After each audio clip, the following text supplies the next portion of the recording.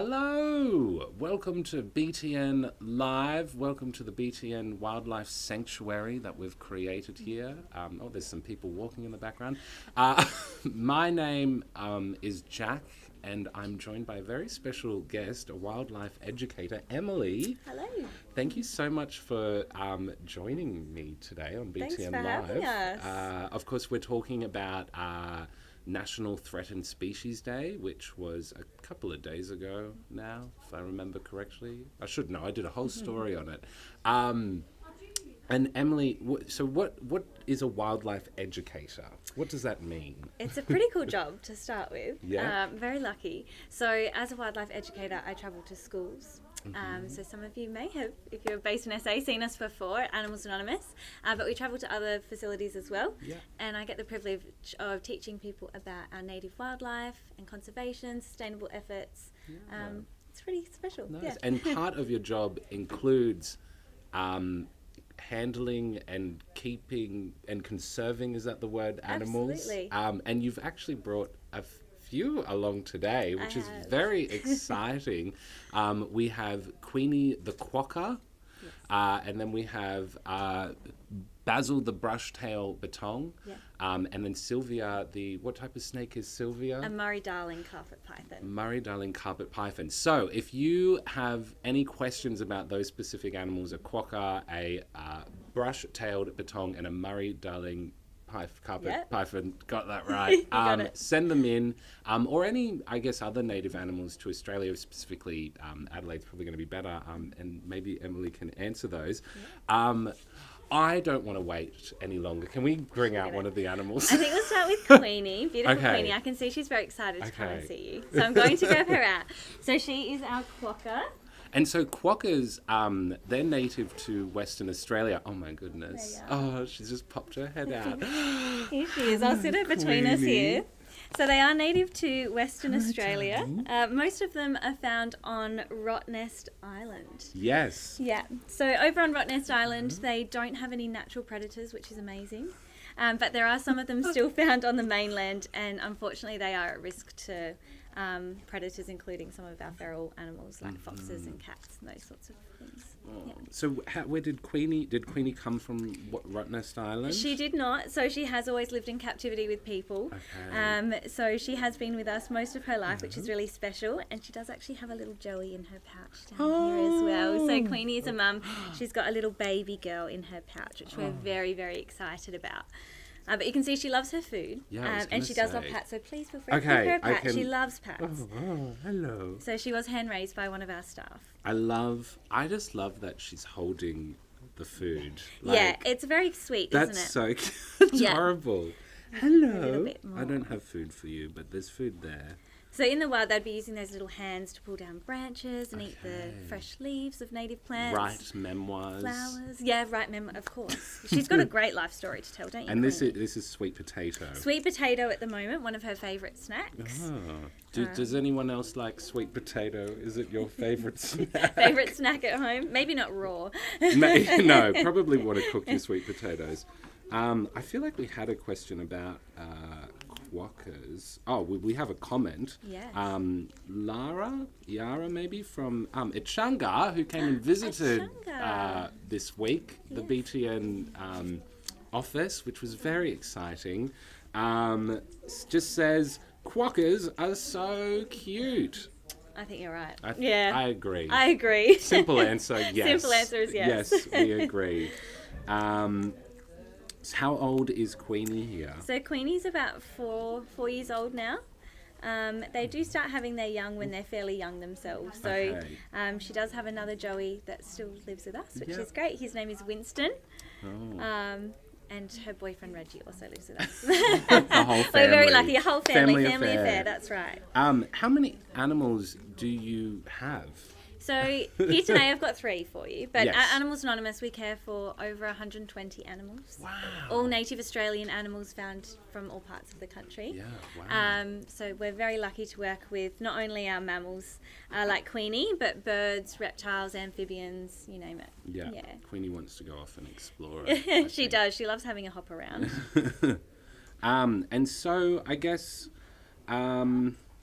let's jump into some questions while we've got Queenie Yeah. here.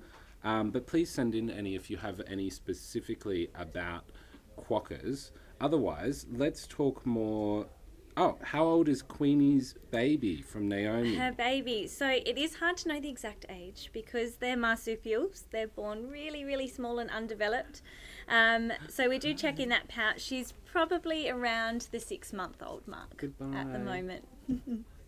She's Had having an enough. explore on the couch, reading your notes. Yes, she's going over looking at my past. Zohair from John Warby said, "What is the quokka eating? It is sweet potato." Sweet And potato. Josh from Hawthorndine Primary says, "What is Queenie's favourite food? Is it sweet potato?" It probably would be sweet potato. She also loves Queenie. her carrot, and she gets some specialised roux wallaby pellets, which she enjoys as well. But sweet potato and carrot for sure would be up Okay. there with her favourites. I'm like, does she respond to her name? Queenie. Occasionally here. she will. I'll do what I do to my dog, which is Yeah, the kissing noises, we do that too. it's always good. Remy from Echunga says, "Can I take her?" Unfortunately not, but we would love to come and visit you. We can come and have a visit, but you can't take her home, I'm sorry. We have a few. Also, Jordan, homeschooled. Elia Echunga just says, "She's so cute." Yeah, she is pretty She cute, is isn't very she? cute. Has anyone been to Rottnest Island, or has anyone? Have you been to Rottnest I Island? have. Yeah. I'm very lucky. I will say if you do go, as tempting as it is, please try and give the quokkas their space. Yes. They're very, very curious and inquisitive, but it is best to leave them alone and definitely not to feed them over there. Yes. I went once quite a few years ago, but it was amazing just to see them sort of everywhere. Yeah. And they do come over, don't they? They'll seek they'll humans come and out. say hello. Yeah. And I think there's plenty of signs from memory also saying, you know, There keep are. your space. Yeah. And Yeah. of course there would be. Yeah. Michelle from Majura Primary School says, "What is your favourite threatened animal or plant?" Oh, that's a tough question. I would have to probably say the numbat. I love numbat. numbats. What is it about the numbat? I think they're beautiful to look at, first of all, but they're just such a unique creature. There's so much about them that's really special. Actually, at the moment, Adrian and Di, the directors of Animals Anonymous, are over in WA, and they actually saw a numbat in the wild on Threatened Species Day, which is pretty cool. Oh, wow. Yeah. There you go. But yeah, look into numbats. Numbats are a really special animal. Yeah, and there's actually unfortunately, there's a lot of threatened species. So to narrow it down to Yes. just one would seem cruel. I'm going to just go with Queenie, who's right in front of me. Yeah, Queenie, we love who our is quokkas very too, don't we? adorable. Would you like to meet another one? Yes, I would love to meet another one. Who are we going to bring out? I might bring out Basil next for Okay, you. Yeah. building me up to We'll the build snake. you up. Yeah, we'll get there. So Basil is a brush-tailed bettong. Right. What is a bettong? So they're also known as rat kangaroos, Okay. Oh, well, and they hop like a quokka or a wallaby. Emily, you're not going to be picked up on that. Okay, no worries. we'll wait. Oh, Here we go. Hello. Here he is. So they're also known as rat kangaroos. They do hop Okay. around like a kangaroo or wallaby, but they don't get very big. So this is Basil. You can give him Hi, a little paddle. You can Basil. have a cuddle if Hi, you like. yeah, I'll come over here, Basil. And we'll see if he'll show his face for everyone watching. Is this named after Basil Brush? He is. Okay, I did. So you can see that beautiful brush tail there as Yes. he's cuddled up. Does anyone know Basil Brush? It's probably. Great show. Yeah. Well, they did a reboot when I was young. Yeah, great show, Basil Brush. Yeah. So these bettongs, they're really beautiful. They were actually extinct in South Australia. Okay. They were reintroduced as an amazing program, Mana Bangara, going down at the York Peninsula. So down at Dilbagurunda Innes National Park, you can actually find these bettongs hopping around again now. Oh wow! So were they extinct in the wild? In South Australia locally. Okay. Yeah. Oh, okay. So yeah. there So there was was still a wild population in Western Australia. Okay. They actually relocated and reintroduced them here. Okay, wow, and so and that's quite a common story with a lot of animals is that they might go extinct in certain parts of the country and then through programs get reintroduced. Absolutely. I'll see if I can multitask on this. If anyone's got any questions about Basil, please send them in. Chuck from Wheeler Heights says, can I grab it and tickle it? I mean, you can, on behalf of him, give him a little I'll tickle. give it a little Yeah. tickle. What if we were to see these animals in the wild? We probably shouldn't go up and just tickle them. Probably not in the wild. No, I wouldn't recommend tickling them in the wild. But if you were to see one, that is really special. They are nocturnal. And they are quite shy, so they're quite hard to Basil find out is in the sort of wild. He's digging already in. burrowing himself back in. He's excited. But they do hop really, really high. It's pretty amazing, quite high off the ground. What's the enclosure like?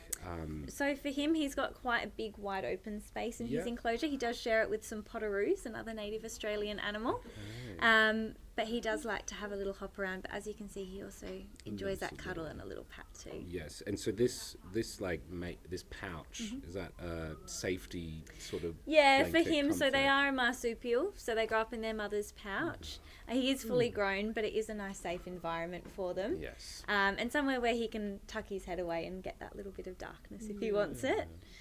But that tail, that brush tail is pretty special. I'll pull it out and you can have a look if he wants to show us. Can we have a look at your tail? So it's actually a semi-prehensile tail. So he will actually use that to pick things up. They can pick up things to make a little nest out of, so sticks and leaves, and they can carry them around. Really? Hopping. Yeah, it's really That's cute. so cute. And we've seen Basil do it a couple of times, show off. Yeah, so they use that as an extra limb, pretty much, there you to go. carry things with them. They're very adorable, these animals, aren't they? Yeah, they are very sweet. I'm just going to try again, lean over and just see if I can...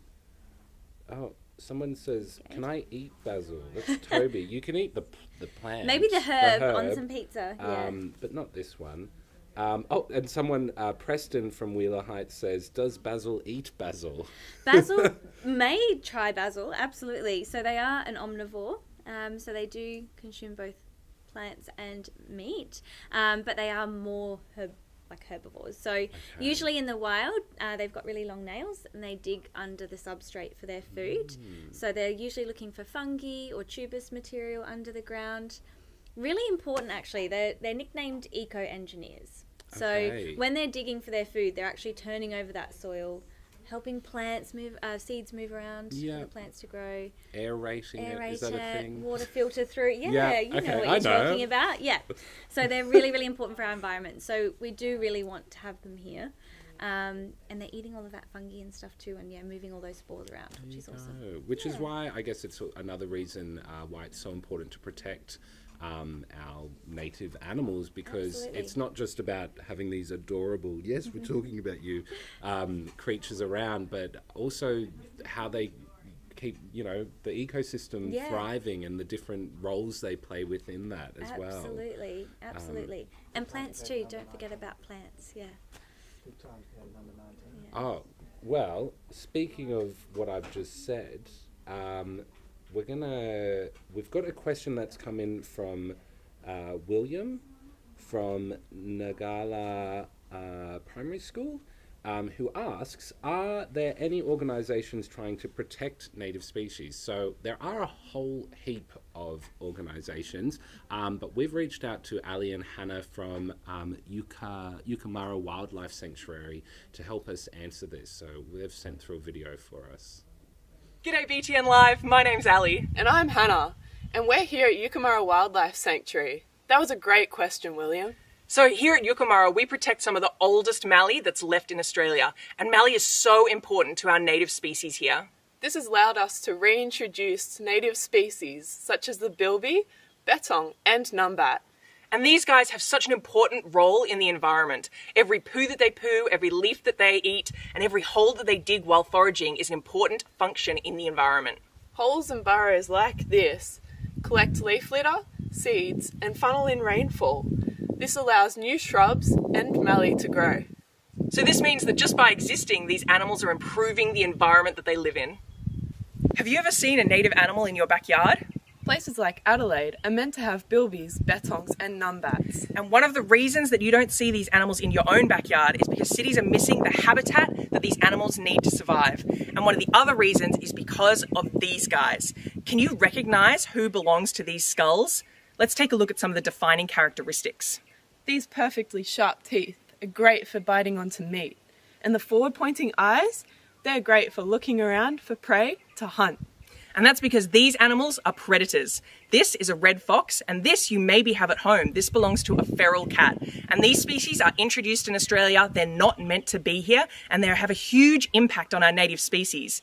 Feral cats, each cat can eat on average 7 native animals every single night, which is causing huge extinctions across the country. But Ali, how do we fix that?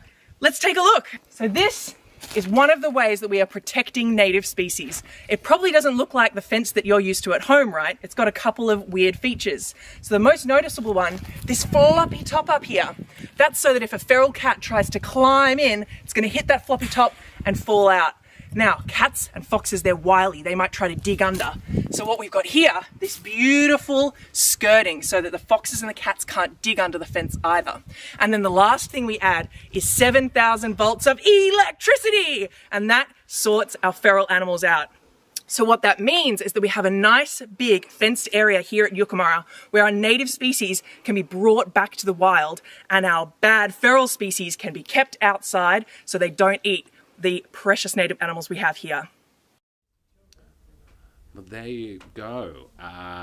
And I think everyone will now notice we have a different animal with us. Basil has gone back into his little travel bag. And we have Sylvia. We do have Sylvia here. So Sylvia is a Murray Darling carpet python. Okay. These are a beautiful snake found, of course, along the Murray Darling. Yeah. Hence the name. Hence the name. They are quite vulnerable themselves, unfortunately, but there are some amazing projects in place for them too. Okay. I just want to quickly say there were so many that have come through. Oh my God, so cute from Bean Packet. I don't think that's a name. From Wheeler Heights. Mackenzie said, can I pat it? I want to cuddle him from Toby from Wheeler. Lots of coming in from Wheeler Heights. Can I please cuddle? You maybe not want to cuddle this one. Not or quite does Sylvia as like cuddly, a cuddle? But as you can see, she's a nice belt at the moment. She has wrapped around my waist. It's a nice belt. So being cold-blooded, they do need to soak up our warmth. Okay. So she'll love to stay nice and close. So if you would like to have a hold, I would be more than happy to I pass her over will. to you. What do I need to do? So if you like, if you just pop your hands out nice and flat like this, I'll lay her across your hand. She will keep moving around a little bit. And she I'm does not, like to stay on the move. She's not gonna. I'm not in danger, am I? You're not in danger. So pythons Okay. like her are non-venomous. Oh wow! Oh, it's so weird. It feels so weird. Very strange, Wow. sensation feeling those muscles. Yeah. But these pythons, if you are lucky enough to spot one in the Riverland especially, there is hopefully a few more of them around there, please do report it. There is an amazing website called I Spy Python. Okay. I Spy a Python, that sort of thing, where you can put in your findings, where you saw it, what it was doing. So there's lots of ecologists tracking them at the moment and trying to help them out. Yeah. Yeah. Wow. It feels like when you go on like a massage chair, and you can feel all the bits moving. Like, that's what the muscles You in can feel the muscles. Sylvia feels like. Absolutely. Has anyone held a snake before? I don't think I've ever held a snake. First time. I think so. Or either that or I've that's wiped awesome. it out. Well, I did have someone tell me the other day that she felt like sushi. I don't know what you Oh, think. okay. I don't really eat sushi, but yeah, there's like Yeah. a seaweed sort of feeling. Yeah. Has Sylvia shed her skin recently, or does that? Not too recently. No. Does shed her skin a few times a year. Okay. So depending on their age and how often they're eating and how much they're eating. Yeah. So they will shed when they're growing, but also just to keep their scales and themselves nice and healthy as well. And speaking of eating, what does Sylvia like to chow down on? Well, her favourite foods at the moment are actually rats. Okay. Yeah, so Wow. they are great No pest vegetarian control as here, well. no. So yeah, not Okay, a that's vegetarian, a but good in the point. wild they're great pest control. So they're going to eat those rodents. Larger pythons might also consume rabbits, which are a big pest in some areas. yeah. So they are really great to have around. So Basil's role is eco-engineer, and she's a pest Pest controller. control. Yeah, There you go. They're helping out. they're helping out. That's right. Wow. And how old is Sylvia? Sylvia, she's pretty much fully grown. They can get up to 3 meters, but she's probably around the 8 or 9 year mark. I'm not sure of Okay. her exact age though. There you go. Yeah. Was she named after the mother in The Nanny? Probably not, but I like that Okay. reference. I think she was named from her silver colouring, to be honest Oh, with okay. you. But that's a great reference. I Thank love you. it. I just thought the Sylvia snake, but also Yeah. just is quite Sylvia nice. Snake, that's right. Queenie, quokka, Basil, bettong. Let's see. Oh, we've got quite a few coming in. Is that snake got its teeth removed? JL from John Warby. No, she does still have her teeth. Okay. So she doesn't have any venom, no fangs at the front, but she's got really sharp teeth for catching her food. So she does Would still she have her teeth. would she attack me? No, she's a very Okay. gentle snake. She's always lived with people, but snakes in general, if you do give them lots of space in the wild, you're going to keep yourself safe too. Yes. So please don't go patting snakes if you do find them. No. Best thing to do is just take a few steps back, maybe snap a photo, and give them space. Yes, and stay still. Still, really, yeah, because absolutely. They have quite poor eyesight. That's right, yeah, Yes. their vision is quite poor. She's got those beautiful heat pits on her side here to pick up the infrared heat of birds and mammals. Yeah. And they also use that tongue to collect the smells floating around There too. you go. And so, Ellie, Zach, I can pick this back up. Zach from St. Joseph had asked, does it bite? So, Well, she would bite to catch her food, yes. but that's about it, yeah. where did we go? People are wanting to know how long she is in inches. I Quite a don't few know. people have asked that. Inches, I do not know how long she'd be in inches. She's probably just under 2 meters long though. So get if to you 3. if you can do that maths, Do the maths in that the was classroom. Mason and where did we have up here? And Mackenzie both had asked that. How does it feel touching the snake, JL? John Warby. What do you think? I think it feels, it's quite cold. Yeah. That you can tell this is cold-blooded. It's like weird because it's like squishy, but then like firm. Yeah. And like as it moves, different things You are can like. feel the It was like the muscles. the Yeah. massage chair. Yeah. That's the only way I Yeah. can describe it. Someone wants to eat it. I think they want to try and eat all these animals. I don't know what's going on here. What have we got? Question number 2. Let's go, actually. We've got a question that came in that we got another answer sent into from the Environmental Minister, Murray Watt, which is pretty exciting. And it comes from Nathan from Upwey High School. And Nathan had asked, what does the federal government plan to do? So that's in terms of threatened species. So what's the government going to do? And here's Murray Watt to answer that. Great question, Nathan.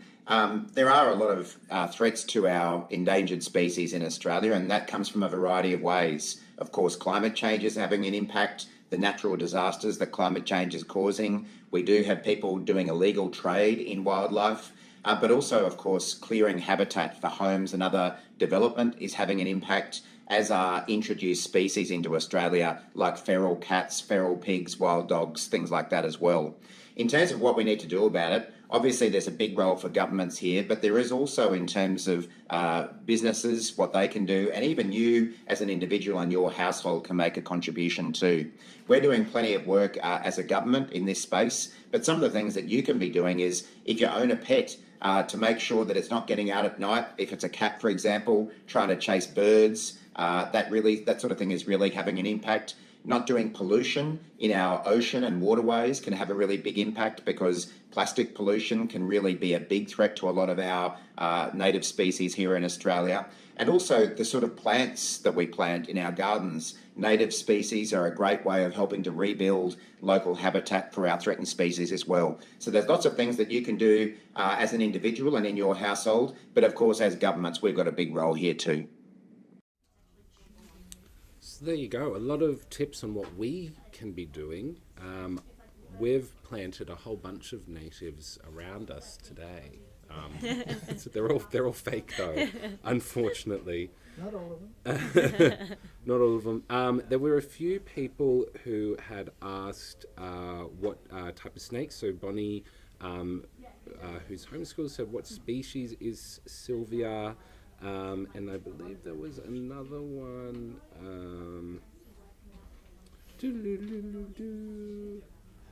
So I thought I she's saw a another Murray one, but Darling yes, carpet we'll just python. yes. So Yeah. we did say that before. She's Yeah. a Murray Darling carpet python.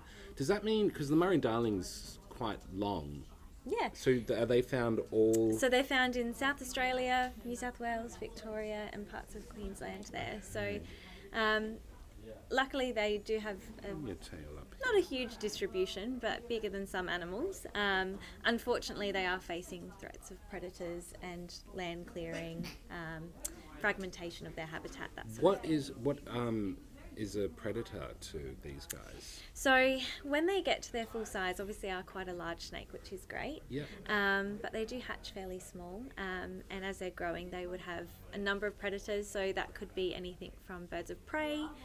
It could also be other reptiles, so goannas or larger snakes, and then things again are feral animals, so foxes and cats as well. Okay. A cat would take on Sylvia.